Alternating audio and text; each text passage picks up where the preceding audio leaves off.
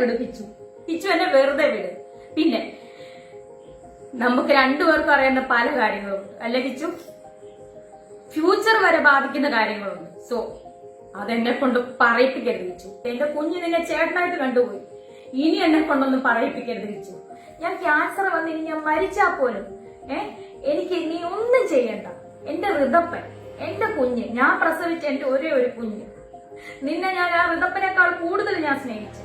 നിന്നെ ഞാൻ ഋതപ്പനേക്കാൾ കൂടുതൽ ഞാൻ നിനക്ക് എന്റെ സബ്സ്ക്രിപ്ഷൻ കിട്ടിയ പൈസ വരെ ഞാൻ നിനക്ക് തന്നു. ഒരുപാട് പൈസകൾ ഞാൻ ഉറക്കമടിച്ച്, ഞാൻ ആൽബങ്ങൾ ചെയ്തത്, ഞാൻ ഉറക്കമടിച്ച് ഗൾഫിൽ പോയി പ്രൊമോഷൻ ചെയ്തത് എല്ലാം ഞാൻ നിനക്ക് അതിൽ നിന്ന് ഒരു ഓഹരി ഞാൻ നിനക്ക് തന്നിട്ടുണ്ട്. നീ അതെല്ലാം വാങ്ങിച്ചിട്ടുണ്ട്. ആ ചാറ്റുകളെല്ലാം എന്റെ കയ്യിലുണ്ട്. പക്ഷെ ഞാൻ കാണിക്കത്തില്ല കിച്ചു. നീ അല്ല ഞാൻ.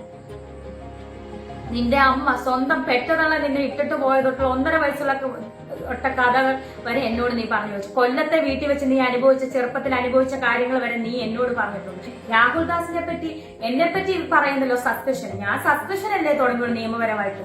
നിയമവിരുദ്ധമായിട്ട് ഞാനൊന്നും ചെയ്തിട്ടില്ലല്ലോ കിച്ചു. നീ ഇപ്പോഴല്ലേ 1 വർഷമായിട്ടല്ലേ നീ ഇപ്പം സ്വന്തം കാര്യം നിൽക്കാൻ തുടങ്ങിയ കാര്യങ്ങളൊക്കെ. ഇതിനു മുന്നേ ഒരു രാഹുൽ ദാസ് ഉണ്ടായിരുന്നു. ചിങ്ങവനം ഭാഗം, കൊല്ലാട് ഭാഗം, അതുപോലെ ഈ പൊങ്ങന്താനം, ഈ Thrikkodithanam police station, Vakathanam police station ഒന്ന് തിരക്കി നോക്ക് രാഹുൽ ദാസിനെ പറ്റി. അറിയാനുള്ളവരോടാണ് ഞാൻ പറയുന്നത്. എന്നെ കുറ്റപ്പെടുത്തുന്നവരെ. എന്തായാലും രേണുസുതി അങ്ങനെ ഒരു നിയമവിരുദ്ധമായിട്ടൊന്നും ഞാൻ ചെയ്തിട്ടില്ല. ഇതിനകത്തൊന്നും എഴുന്നേറ്റ് വന്നേ പറ്റത്തുള്ളൂ എന്റെ ഋതപ്പന് വേണ്ടിയിട്ട്. നിനക്ക് ആ കുഞ്ഞിനോട് തൊള്ളി സ്നേഹം ഉണ്ടായിരുന്നെങ്കിൽ നീ ഇത്രയും വരുമാനം നിനക്ക് കിട്ടുന്നുണ്ടല്ലോ, നീ 1 രൂപയ്ക്ക് ഒരു മുട്ടായി നീ അവന് മേടിച്ചു കൊടുത്തു. നിന്റെ അനിയനല്ലേ?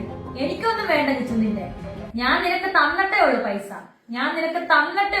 അതിന് കണക്ക് പറഞ്ഞല്ല. അബദ്ധഘട്ടങ്ങളിൽ പോലും ഞാരുമില്ലായിരുന്നു. ഈ അമ്മയും നീ കുറ്റം പറഞ്ഞ നിന്റെ അളിയനും ചേച്ചിയൊക്കെ ഉള്ളായിരുന്നു. ഓരോ കുറ്റത്തിനും പോലീസ് സ്റ്റേഷൻ വരെ കയറി ഇറങ്ങി ഞാനായിരുന്നു. എനിക്ക് ഒരു സ്നേഹവും എനിക്ക് തരണ്ട. എന്നെ വന്ന് കാണണ്ട. ആരുടെ വിഷമം തീർക്കാൻ എന്നെ വന്ന് കാണണ്ട. ഇന്ന് വരെ കണ്ടുമില്ല, വിളിച്ചുമില്ല, മിണ്ടിയില്ലല്ലോ. വേണ്ട, ഇനി ഇത് വേണ്ട. എന്നെ വെറുതെ വിട്ടേക്ക്.